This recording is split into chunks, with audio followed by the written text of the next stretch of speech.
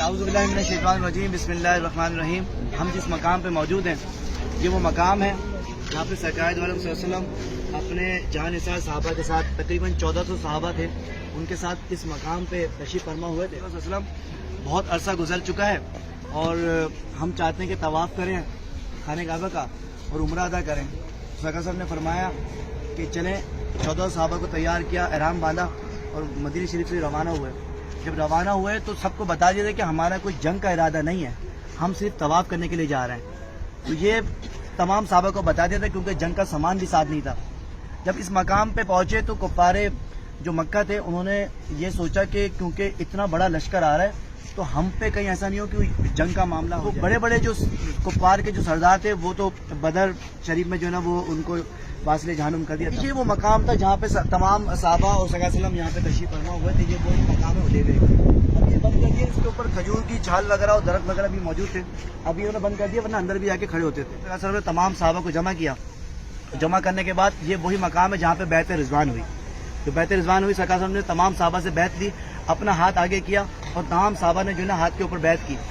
اب جو دوسرا ہاتھ تھا سرکار صاحب نے فرمایا کہ یہ والا جو ہاتھ ہے وہ عثمان غنی کا ہے. دوسرا ہاتھ اپنے اس پہ رکھا اور تمام صحابہ سے بیعت دی کہ تم میرے جانثار رہو گے اور کبھی بھی جو ہے نا وہ کوئی اسلام کے مخالف کوئی ایسی بات جو اگر افواہ ہے تو افواہ نہیں پھیلاؤ گے, مطلب اسلام کے خلاف کوئی ایسی بات نہیں کہو گے. تمام بیعت رضوان یہاں پہ ہوئی. اب وہ ایسا کہ وہاں سے کفار کی طرف سے ایک شخص آتا ہے جو کہ بہت سمجھدار اور بہت عقل رکھنے والا ہوتا ہے. وہ آتا ہے اس مقام پہ اور کہتا ہے اے محمد عربی, ہمارے سردار کی طرف سے یہ حکم ہے کہ آپ آج واپسی چلے جائیں, ہم آپ کو عمرہ کرنے نہیں دیں گے. اس وقت جو سرکار نے ایک پیشکش کی کہ کیوں نہ ہم ایک ایسا معاہدہ کر لیں جس میں ہم لوگوں کو وہاں پہ آنے کی اجازت دے دی جائے. تو وہ معاہدہ تحریر فرمایا گیا.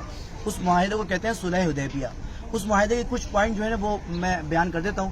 اس پوائنٹ میں جو تحریر فرمانے والے جو صحابی تھے وہ حضرت علی مولا علی مشکل کشا تھے اور وہ تحریر فرما رہے تھے کھجور کے چھال کے اوپر جو تحریر فرما رہے تھے. تو آپ نے جب لکھا بسم اللہ الرحمن الرحیم تو وہ جو مکہ شریف سے جو ایک شخص آیا تھا کفار کی طرف سے, اس نے کہا کہ آپ یہ نہ لکھیں بسم اللہ, ہمارا تو جھگڑا ہی اسی بات پہ. اب جب وہ پوائنٹس لکھے گئے اس پوائنٹ میں یہ بھی تھا کہ اگر کوئی شخص مکے سے مدینے چلے جائے گا تو مدینے والے کو اس شخص کو واپسی لوٹانا ہوگا ایسا ہی. لیکن اگر کوئی شخص مدینے سے مکے آئے گا تو کفار اس کو واپسی نہیں لوٹائیں گے. یہ تمام شرائط تھی اور بھی مزید بہت ساری شرائط تھی. صحابہ نے کہا ہم اتنے دب کے کیوں یہ صلح حدیبیہ کر رہے ہیں, اتنے دب کے کیوں کر رہے ہیں صلح. تو سرکار صاحب نے فرمایا کہ جو میں جانتا ہوں وہ تم نہیں جانتے, کرنے دو, ابھی جو معاملہ ہو رہا ہے وہ کرنے دو. اس کے بعد کیا ہوا, جب وہ معاہدہ تحریر فرمانے کے بعد آخر میں مولا علی مشکل کشا نے لکھا کہ یہ معاہدہ کس کی طرف سے اور کس سے کیا جاتا ہے, اس میں لکھا محمد رسول اللہ. اس وقت بھی جو ہے نا وہ شخص نے کہا کہ اے محمد عربی, چونکہ ہمارا جھگڑا ہے ہی آپ سے اسی لیے کہ ہم آپ کو اللہ کے رسول نہیں مانتے, تو آپ یہ ریموو کر دیجئے, یہ ہٹا دیجئے رسول اللہ, آپ محمد. تو سرکار صاحب نے حضرت مولا علی مشکل کو کہا کہ ایک کام کرو, رسول اللہ اس جگہ سے ریموو کر دو, مٹا دو. تو حضرت علی نے قلم رکھ دیا کہ یا رسول اللہ میں آپ کے ساتھ ہمیشہ رہوں, یہ چیز میں نہیں کر سکتا. تو سرکار صاحب نے خود جو ہے وہ اس معاہدے میں رسول اللہ ریموو کیا اور وہ معاہدہ مکمل ہوا. اس معاہدے میں یہی ہوا کہ اس بار مسلمان بغیر عمرہ کیے اور یہاں سے واپسی چلے جائیں گے. اگلے سال پھر آئیں گے, 3 دن کے لیے عمرہ ادا کریں گے, اس عمرے کا جو ہے وہ لوٹائیں گے. تو یہ تمام معاہدے اسی مقام پہ ہوئے, بیعت رضوان بھی اسی مقام پہ ہوئی. تو اس مقام کو کہتے ہیں صلح حدیبیہ. لیکن یہاں پہ مسجد بھی ہے حدیبیہ کے نام سے. تو یہ تمام مناظر تھے, باقی ڈیٹیل بھی آپ کتابوں میں اور ویسے بیانات میں آپ سنتے رہوں گے. یہ ٹو دا پوائنٹ چیزیں تھیں جو کہ ہم نے اپنے بزرگ مفتی عبدالوارث صاحب اور بے شمار علماء کرام سے ہم نے سنی. الحمدللہ وہی فیضان ہے جو یہاں پہ ہم نے آپ کو بیان کیا. اللہ پاک ہماری شادی کو قبول فرمائے. الحمدللہ رب العالمین. مصطفیٰ آتنا فی الدنیا حسنۃ وفی الآخرۃ حسنۃ وقنا عذاب النار وقنا عذاب القبر وقنا عذاب الحشر وقنا عذاب المیزان. یا رب العالمین ہماری اس حاضری کو اپنی بارگاہ میں قبول فرما. یا رب العالمین ہماری عمرے کو اپنی بارگاہ میں قبول فرما.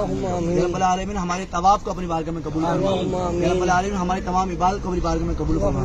یا رب العالمین یا ارحم الراحمین ہماری تمام مشکلات پریشانی کو دور فرما. ہمارے تمام بیماروں کو شفا عطا فرما.